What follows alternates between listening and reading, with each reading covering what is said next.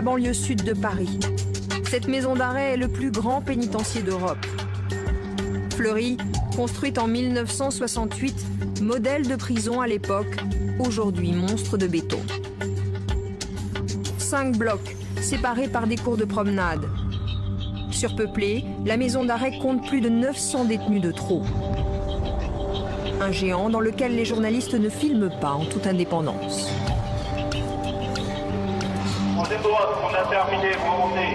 Troisième droite, on a terminé. Alors voici un document, un témoignage de l'intérieur. Des images inédites qui lèvent le voile sur les lois de la détention, sur ce que l'administration voudrait cacher. Vas-y, déclare. Vas-y, déclare, lâche-moi. Vas-y. La violence des cours de promenade. La vétusté des bâtiments, la précarité des conditions de vie. Mets ton miroir! Les trafics entre détenus. Ou quand la prison est une école de la délinquance. Regardez-moi ça en pleine tôle. Putain, regardez-moi si c'est pas beau ça. Aïe, aïe, aïe. Ces images ont été réalisées par des détenus pendant qu'ils purgeaient leur peine. Pour cela, ils ont introduit clandestinement une caméra. Elle s'allume et c'est le risque de se faire prendre à tout moment. Leur tournage a duré 8 mois dans le secret le plus absolu.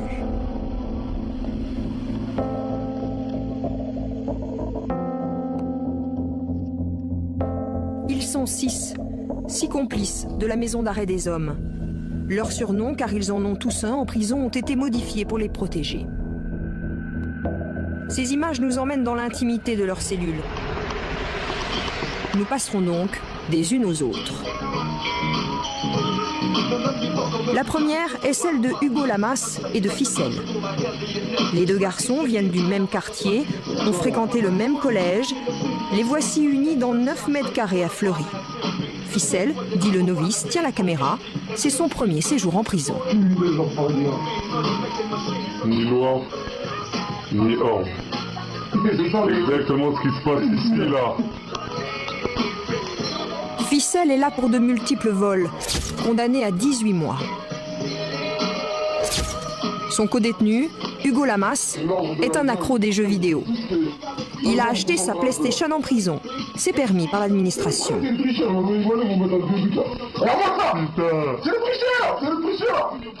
le gros tricheur.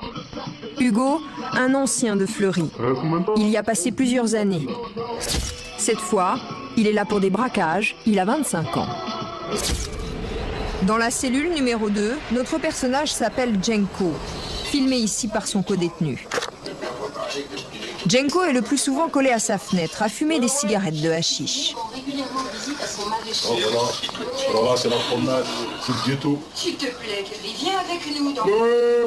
La télévision, comme dans toutes les autres cellules, est allumée en permanence. Shazad, en direct.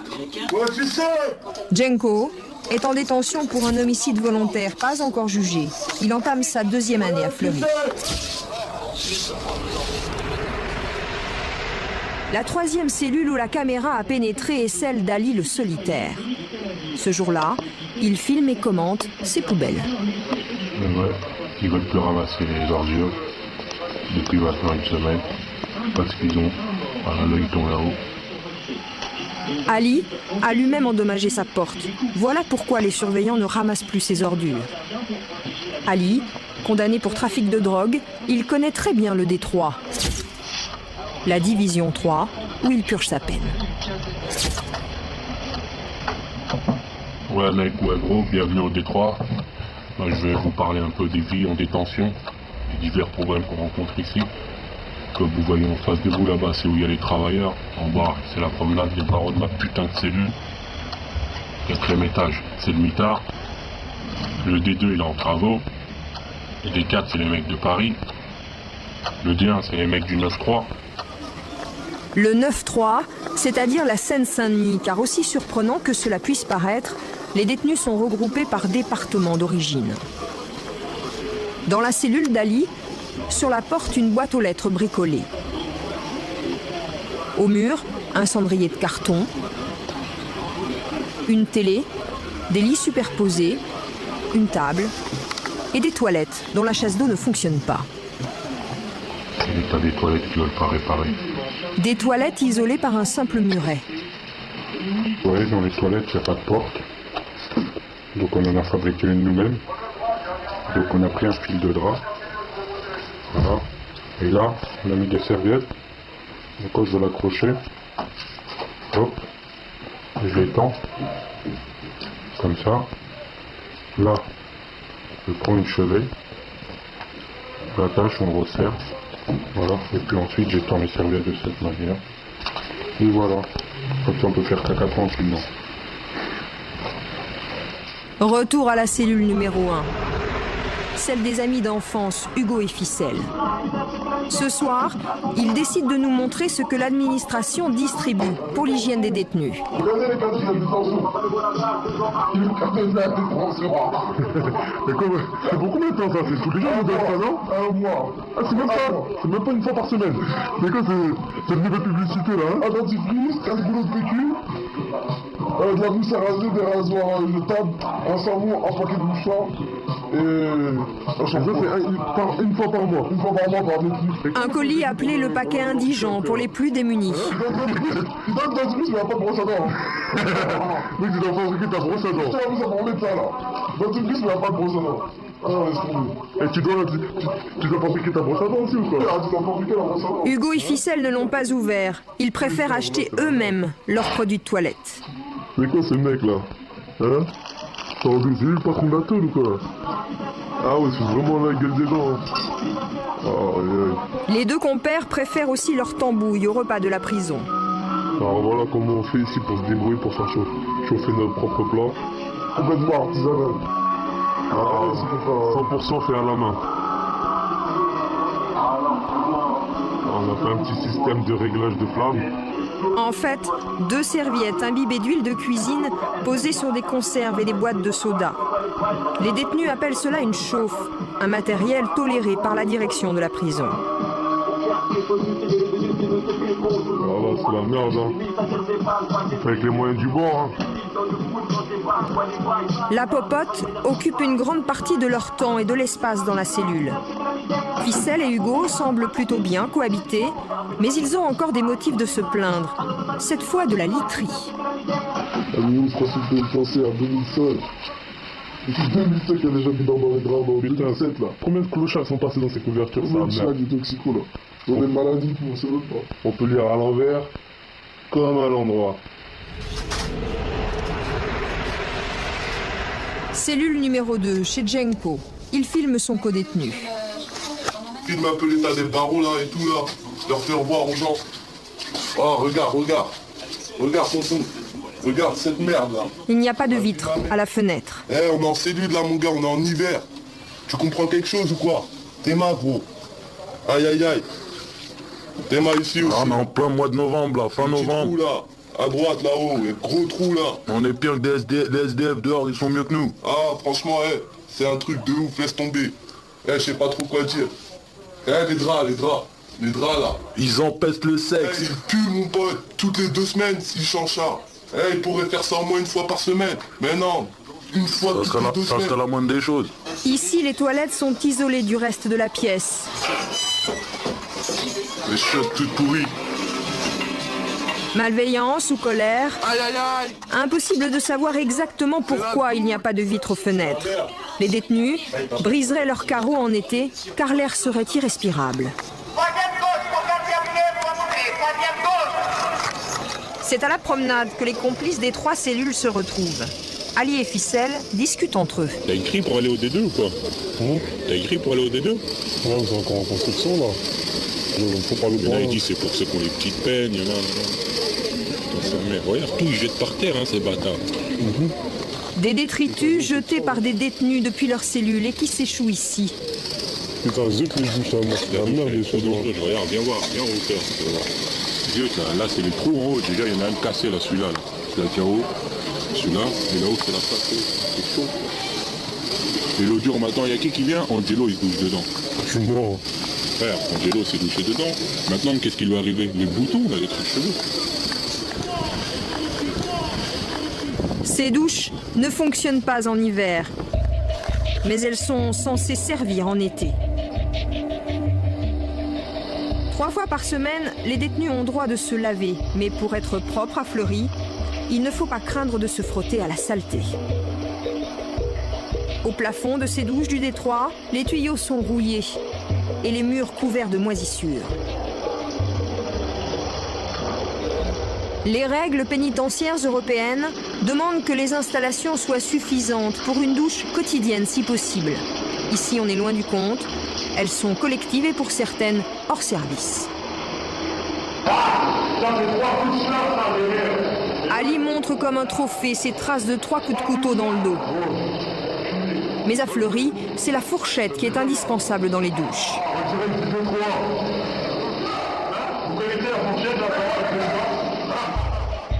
Car c'est une fourchette qui bloque le débit de la douche et lui permet de couler en continu.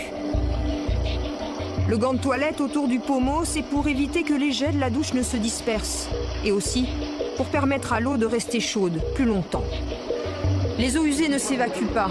Pour éviter les infections, les détenus superposent les tapis.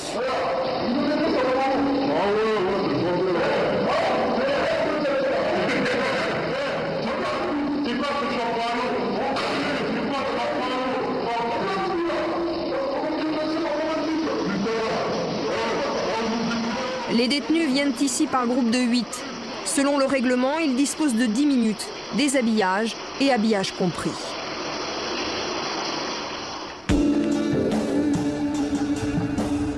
Pour nous aider à décrypter ces images clandestines, nous avons rencontré 2 des auteurs de ce tournage volé. Vous les entendrez tout au long du film. Hugo et Ficelle, ceux qui ont partagé la même cellule. Ils ont purgé leur peine et sont de retour dans leur quartier. Ce sont eux qui tenaient la caméra dans les douches. Le paradoxe, c'est qu'ils ne veulent pas changer le fonctionnement de la douche, c'est-à-dire mettre un bon fonctionnement pour la douche. Ils ne veulent pas le rénover. Et d'un côté, quelquefois, s'il y a un problème qui se passe dans la douche, parce que quelquefois, il y a des gens qui ont des conflits, ce genre de choses, qui entrent dans la douche. Et il y a des fourchettes partout, chacun sa fourchette. Ouais. Alors quelquefois, ça arrive que ça se termine dans une boucherie dans la douche. Et là, à partir de là, à ce moment-là, ils commencent à faire de la répression. L'hygiène, un souci en prison. Pour rester propre, il faut savoir s'adapter. Les gens, par exemple, qui refusent la douche extérieure, parce que comme dans notre règlement, c'est pas obligatoire la douche intérieure après le sport. Ça veut dire, le surveillant, s'il veut pas, s'il veut que tu douches à l'extérieur, tu douches à l'extérieur. Et la plupart des gens, ce qu'ils font, on appelle ça la douche cellule. C'est, on se douche directement en cellule, c'est-à-dire on met une bassine à nos pieds, on prend la casserole comme au Moyen-Âge, et on la remplit d'eau et on se lave avec. On appelle ça la douche cellule, et encore en été ça va, il fait chaud, ça passe, mais voilà, l'hiver c'est autre chose. Témoigner de l'univers carcéral, pendant de longues heures, Ficelle, Hugo et leurs complices ont élaboré des plans pour filmer leurs conditions de vie, mais aussi les trafics de la détention. Dans le dos des surveillants, une fois les rondes effectuées, une fois l'œilleton de la cellule refermé.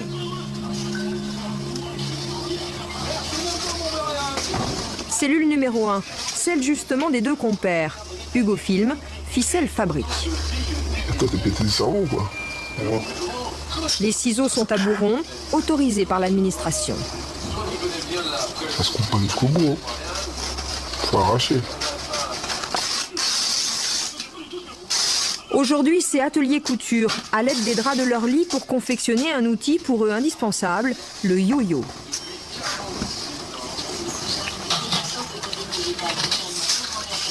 Au bout de ce lien improvisé, Ficelle accroche un lest, une bouteille. Il va s'en servir comme d'un lasso pour l'envoyer à la cellule voisine, celle de Jenko. Mets ton miroir. Le miroir, chez celui qui envoie pour viser correctement. Mets ta balayette. Et la balayette, chez celui qui attrape le yo-yo. Comme ça te va très bien. Attends. T'es bien? T'es prêt? Ficelle n'a plus qu'à envoyer la corde. C'est bon? La bouteille lestée est bien récupérée. Il suffit alors de tendre le fil entre les 2 cellules. C'est bon là? T'es au maximum. Le yo-yo, c'est un peu le passe-plat de la prison. Ficelle assure, tel un épicier, une livraison express. Des viennoiseries, des boissons, un poivron. Le colis va voyager le long des murs extérieurs. Les yo-yo, mal lancés ou abandonnés, échouent dans ces barbelés. L'échange peut être plus simple, plus rapide, avec un envoi direct par les fenêtres. Mais gare à ceux qui refusent de faire passer les yo-yo.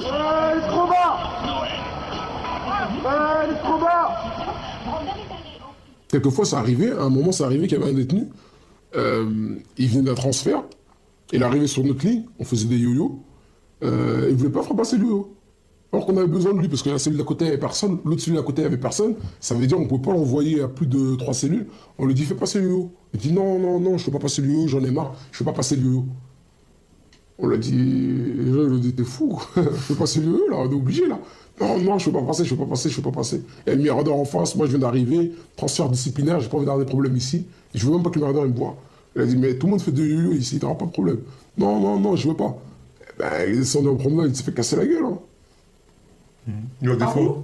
Non, pas par nous. Ah non, pas par nous. Mais il s'est fait casser la gueule. Il s'est fait casser la gueule pour ça. Ceux qui circulent en prison, ce sont d'abord les produits de cantinage. Ali le solitaire, sa cellule est une des mieux fournies. Voilà, aujourd'hui c'est les cantines boissons qui sont passées. Ils viennent, ils posent ça devant la porte. Le cantinage, ce sont ces produits livrés régulièrement en cellule. Les détenus passent commande en remplissant des bons.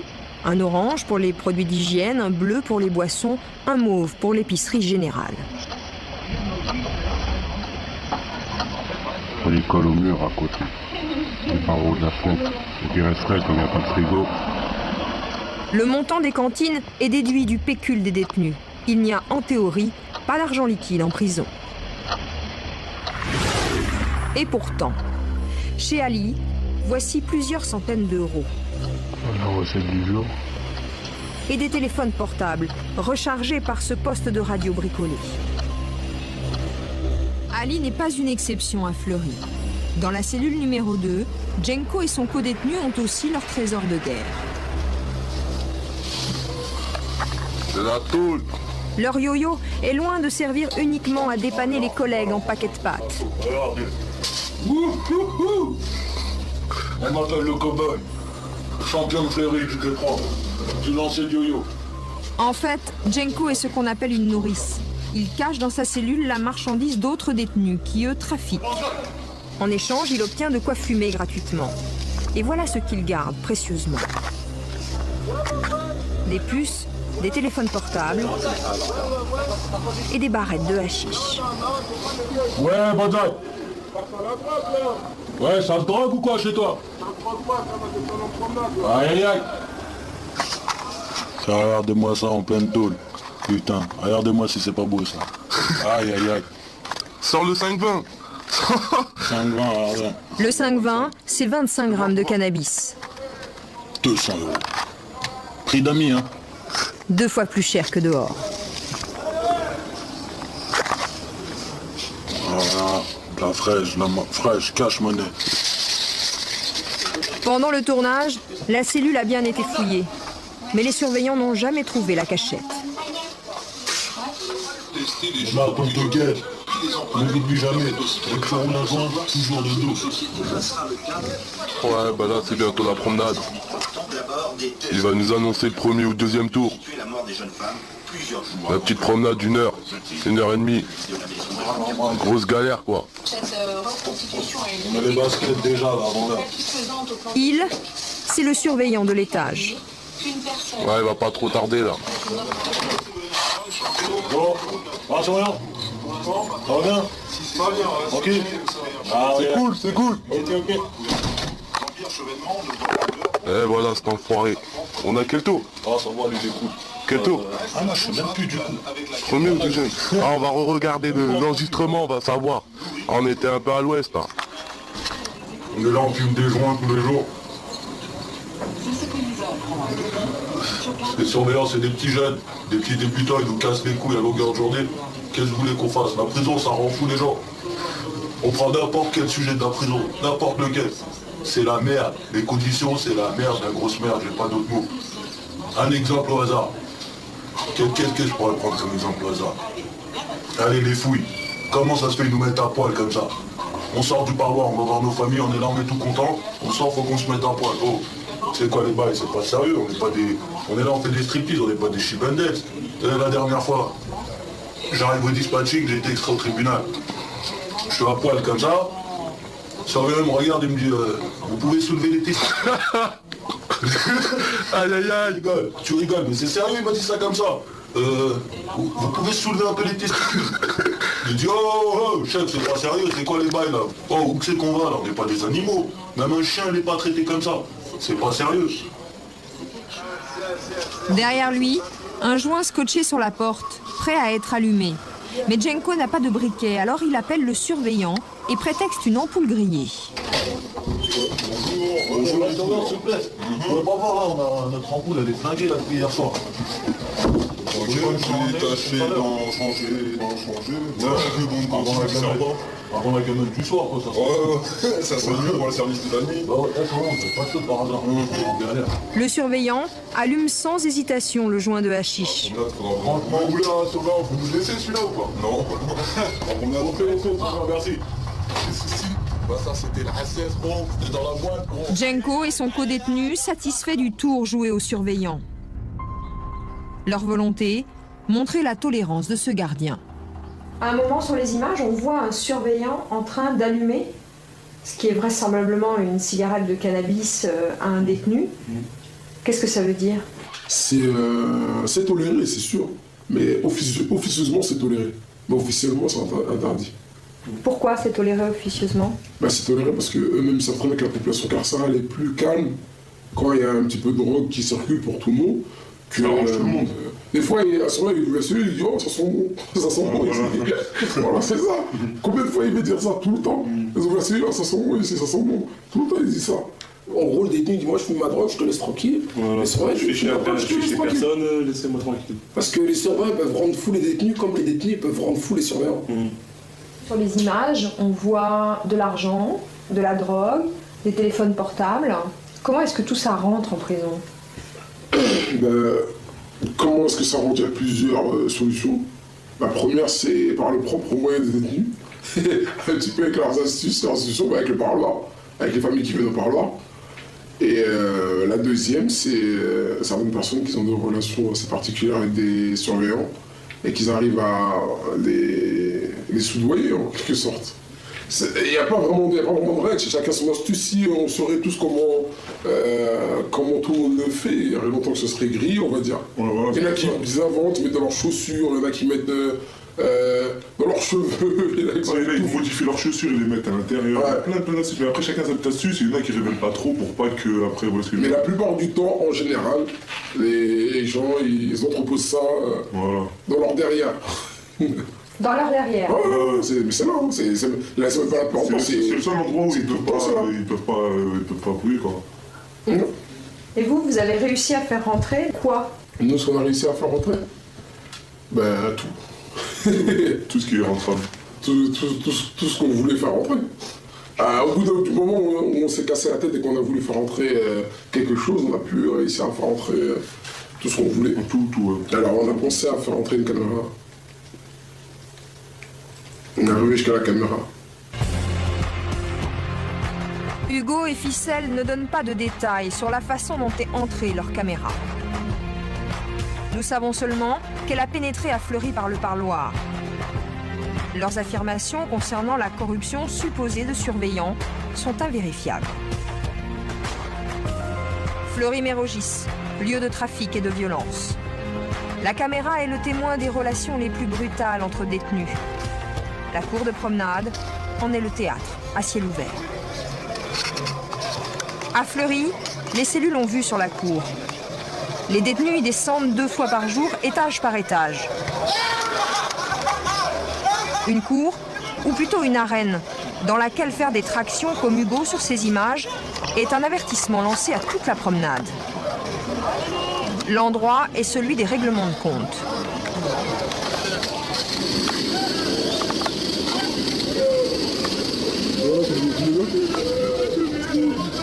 Bon, je vais calmer, hein.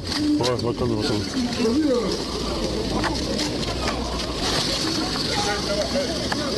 Une dispute qui dégénère, trop banale pour que Hugo prenne le risque de s'interposer. J'ai oublié, ça va tout parce que moi, j'ai oublié. Non, j'ai oublié. Bah ici, contrairement à ce qu'ont dit les gens, bah, c'est la loi du plus fort, comme partout. Hein. C'est un peu comme dehors, chacun a son terrain et il faut un peu poser ses marques. Pour arriver pour faire mes marques, j'ai dû me bagarrer au départ. Voici bientôt 1 an que je suis là. Moi, je me suis fait attraper pour un petit fait, vous voyez. Une catégorie correctionnelle, je suis passé en comparaison immédiate. On m'a condamné. Et moi, maintenant, quand je marche en promenade, je marche avec des tueurs, des meurtriers, des trafiquants internationaux. Et je vous le cache pas qu'à certains moments, ça nous donne envie quand on entend le goût de l'argent, quand on entend certaines sommes. Ben, en bref, il y a des mélanges de certaines personnes qui ne vont pas avec d'autres. Ouais, moi par exemple, je serre la main à un mec demain, cet après-midi, je vais aller en promenade, je serre un mec qui a fait un attentat. Je dis pas pour autant que je vais rentrer dedans, mais j'en connais plusieurs. Voilà. Des détenus déjà condamnés côtoient à Fleury des prévenus en attente de jugement. Dans la cour, les prisonniers sont livrés à eux-mêmes. Ouais, mec, avec les lunettes là, viens voir. Ouais, t'es de mon trop, toi, gars.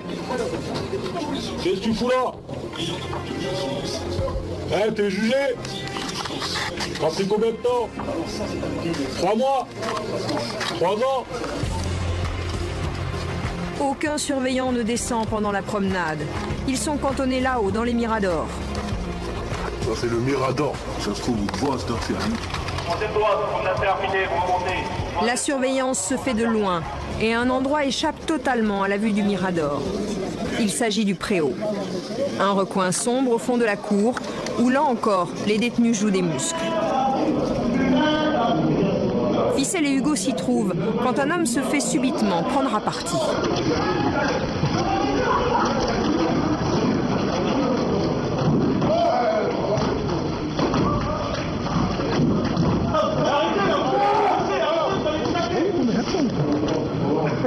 Une violence à laquelle les détenus semblent accoutumés. C'est comme ça, c'est comme ça. Attention qu'il n'y en a pas là, ouais, ils sont là, hein. Il y en a. Pour que l'homme soit vu et secouru, d'autres le traînent jusque sous le nez des surveillants. Niquez-les devant la porte, ça rentre vite. Quelques minutes plus tard, comme si de rien n'était, tout peut arriver à nouveau sous le préau. Celui qu'on voit sur la vidéo, comment ça se termine pour lui? Le chef est sorti devant la porte, il a ouvert la porte, il a dit ramenez-le, ramenez-le, ramenez-le, puisque eux ils ne viendront jamais le chercher. Hein. Si la personne elle tombe inanimée, personne ne viendra le chercher. Hein. Surveillant au maximum ce qu'il fait, une fois que la porte est ouverte, il fait 3 pas en avant, il est dans la promenade à 3 pas de la porte, c'est tout. Jamais un surveillant n'entre dans la promenade quand il y a les détenus qui y sont. Et pourquoi est-ce que les surveillants ne sont pas dans la cour de promenade? C'est pour une raison de sécurité. La promenade, on est beaucoup de détenus et ça risque de partir en vraille dès qu'il y a un surveillant qui s'aventure dans la promenade. Ils ont comme instruction de pas pénétrer dans la promenade. Le détenu passé à tabac n'est jamais réapparu. La rumeur de la cour le présentait comme un pointeur, c'est-à-dire un violeur dans le langage de la prison. Une rumeur invérifiable. Les détenus, ils détestent... Bon, ils sont là, ils ont tous fait des choses, mais tout le monde a une conscience quand même. Et ils détestent un petit peu les violeurs, d'autant plus les pédophiles. Ce genre de crime-là, là-bas, c'est un petit peu... on ne verra jamais quelqu'un crier haut et fort qu'il a commis... un tel crime, ça n'existe pas, personne ne pourra le crier. Certaines fois, quand les détenus ont des doutes sur un autre détenu, on lui dit « Toi, t'es là pourquoi? C'est bizarre, ton histoire ne tient pas debout, qu'est-ce qui se passe ?» On lui dit « Descends ton mandat de dépôt, descends ton mandat de dépôt ou descends ta condamnation. » Et le mec, en général, en tout cas, quand c'est un pointeur en pédophile, il disparaît directement. Mais c'est violent.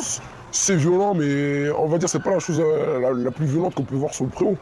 Qu'est-ce que vous avez déjà vu, vous, sous le préau, en plus de ce que vous avez filmé? Sur le préau, on a vu des 10 contre 1, des 20 contre 1, des 20 contre 20. On a vu des coups de fourchette, on a vu des coups de couteau, des balafres, on a vu des décoffrages, des gens qui viennent, qui appellent les gens, sors ce que tu as dans les fesses, dans ta drogue. On a vu des gens se faire baffer dans ta drogue, dans tes cigarettes. On a vu des gens essayer de cacher sur eux des postes, des trucs pour les descendre à d'autres détenus qui les raquettent, d'autres qui descendent leurs chaussures pour les donner à d'autres détenus qui leur ont dit de les descendre.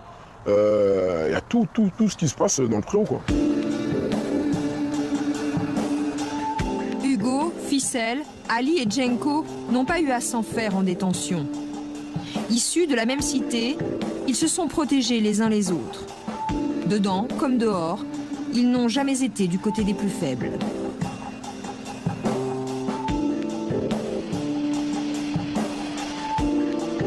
La nuit à Fleury-Mérogis. Ce soir, un nouvel arrivant dans le bâtiment, pas encore très bien équipé. Vas-y, dis-moi, t'as besoin de quoi? Bah dis, frère, wesh. Mais moi, je peux t'envoyer des pâtes, tout ça, mais faut que t'aies une chauffe aussi, gros, pour chauffer tout ça, là. T'as même pas de chauffe, hein? Tu tapes la gamelle. Mais moi, je sais pas, moi, j'ai des trucs pour faire cuire. Déjà, je vais t'envoyer du jus, tout ça, des canettes. Y'a pas de problème. En revanche, si vous répondez bien... La nuit, le moment où chacun fait face à sa solitude. Le jeu n'en vaut pas la chandelle. Le Détroit est aussi le bâtiment disciplinaire. Étant donné que je... Celui où se trouve la cellule d'isolement dite le mitard.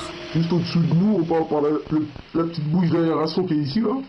Parce que communiqué par des mecs qui sont au mitard. Parce que ici, on est au bâtiment Détroit. Et le seul quartier disciplinaire, il est ici, au bâtiment Détroit, 4e étage. On vous parle même pas des mecs qui foutent le bordel tous les soirs, toute la journée, qu'on n'arrive même pas à dormir. Quand ils nous foutent dans de merde, c'est foutu. Toute la nuit, toute la journée, ils tapent, on peut rien faire, on devient fou. Ce soir, à l'autre bout du conduit d'aération, c'est un de leurs amis qui vient d'écoper d'une peine de mitard pour insulte à surveillant. Ouais, Romain!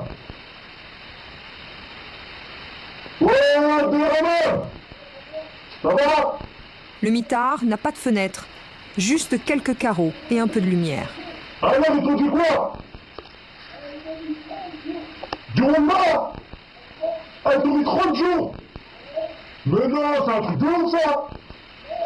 Ah, mais c'est des malades mentales! 30 jours, c'est la plus lourde peine possible au mitard. Ah ouais, putain. C'est des ouf, je crois qu'ils savent pas c'est quoi d'être au mitard, faudrait les mettre au moins un jour au moins au mitard pour qu'ils voient c'est quoi, avant de mettre des jours comme ça, là. Parce qu'ils sont tranquilles dans leur bureau, tu vois. Ils savent pas c'est quoi le mitard, je crois. Parler, Ouais, s'indigner, compatir, être solidaire, ouais. c'est comme bien se nourrir en prison, fondamental pour le moral. Alors, si Ficelle s'occupe du mitard, dans la cellule voisine, Ali explique comment fabriquer une chauffe, avec quelques boîtes de conserve. Je vais vous apprendre comment faire une plaquette chauffante électrique. Alors, pour commencer, je rentre tout cela dans la grande conserve. Voilà. Le réchaud, comme vous voyez, ici il y a un trou avec 2 petits trous. Je l'attache à la canette. Au cas où, s'il ne tient pas, il tient sur la conserve, donc il risque pas de tomber. Qu'est-ce que je voulais dire? T'as parlé à propos de ta colonne là, vertébrale là, au niveau du dos là. Ficelle tient le mitard à bout de bras, J'en avais rien à foutre. avec la force de celui qui découvre la prison. Ah ouais, là, je suis dégoûté, enragé là à la fois là. Ensuite, je prends les totos. Attention surtout, parce que certains totos ont des ressorts qui peuvent se tremper à l'eau, donc il faut trouver les anciens totos ici. Il n'y a pas beaucoup en vente, mais on peut toujours en trouver. Les totos Je les mets dans les bouts. ou des résistances électriques que les détenus peuvent cantiner à la prison. Je le rentre dans les creux du réchaud. Voilà. J'ai conseillé d'en avoir 3 pour faire une bonne chauffe, mais 2 peuvent suffire. Ouais, je vais te dire, attends. 9h35. 21h35. Il est 21h35. Allez, comme ça, là, je te rappelle tout à l'heure. Ok. Ça marche. Le jour, la nuit, Comme ça, là. les heures se confondent au mitard. Putain, là, c'est la merde, frère. Ils croient que c'est un jeu et que c'est eux qui manipulent les pions. Mais ils savent pas. Ils savent pas, mental d'acier, mon gars. Ils savent pas ça. On a un mental encore plus dur que ça. Voilà, vous avez votre écho. Cependant, cela prend une dizaine de minutes à faire, voire 5 minutes. Démonstration façon téléachat terminée pour Ali. Les chauffes et les moyens de la débrouille se transmettent en prison depuis des générations. Ok. Jenko allume son énième joint de cannabis. Sa vitre n'est toujours pas remplacée. C'est parti. Belle quand j'ouvre la tête. Oui, il me voit pas. Avec aussi. Vas-y. Ce soir, Tu sais. il a encore quelques affaires en cours. Ouais. Ah, je pars chercher la balayette, gros. Ficelle le novice a tout appris des règles de la prison. Vas-y. C'est parti. Putain, c'est emmêlé. Aïe, putain. Tombé. L'art du yo-yo et l'humour de la tôle. Ah, il taille sa mère, hein. Et la fenêtre, elle se ferme mal, mais la porte, elle ferme bien, hein. À la porte d'un celui, elle ferme très très bien, même. Ça là. Dernier de la bande, Hugo. Il a changé plusieurs fois de cellule avant de retrouver Ficelle. Mais il s'est fait saisir sa PlayStation. Alors il est en colère. Les gens qui disent oui, mais c'est des détenus, ils sont en détention, c'est de leur faute, ils ont mérité d'être là-bas, alors c'est leur problème, mais en détention, je veux dire, tous les jours il y a des gens qui rentrent en détention, mais tous les jours il y a des gens qui sortent aussi de détention. Et quand on est dehors, après on tombe sur des gens qui sont plus réinsérables du tout, ça tombe pas du ciel, hein, parce que quand on subit la détention d'ici, avec toutes les injustices qu'ils nous font du début jusqu'au jour de notre sortie, moi je comprends un peu que et là qui sortent, ils ont plus trop envie de suivre le droit chemin. Hein. Avant que la caméra ne quitte Fleury, Ali a une dernière contribution. Je vais vous parler d'un fait qui s'est passé au mois d'août. Au mitard, là où il y a un mec qui s'est suicidé, il a foutu le feu dans sa cellule avec la fumée. Je crois qu'il s'est étouffé ou je sais pas, j'ai rien compris. Donc le mec il s'est étouffé parce qu'il devait sortir le 18 de prison, et le 22 il est toujours resté au mitard, il a cédé, il a pété les plombs. Là, je suis là où le signaler, et que ça arrive fréquemment, contrairement à ce qu'ils peuvent dire à la télé, comme j'ai entendu dernièrement. Là. Nous n'avons pas pu confirmer ce suicide ou cette tentative de suicide dont parle Ali. L'année dernière, 5 détenus se sont donné la mort à la maison d'arrêt de Fleury-Mérogis. Été dernier, comme à chaque fois, les prisonniers brûlent leurs draps pour le 14 juillet. Une fête aux allures de rébellion.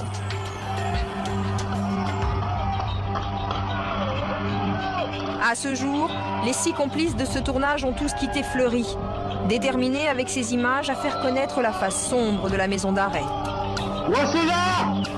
Et entamer un travail de prévention auprès des plus jeunes. Quitte pour cela à prendre des risques, pour avoir enregistré clandestinement ces images, ils encourent une peine de 1 an de prison et donc une nouvelle détention. Franchement...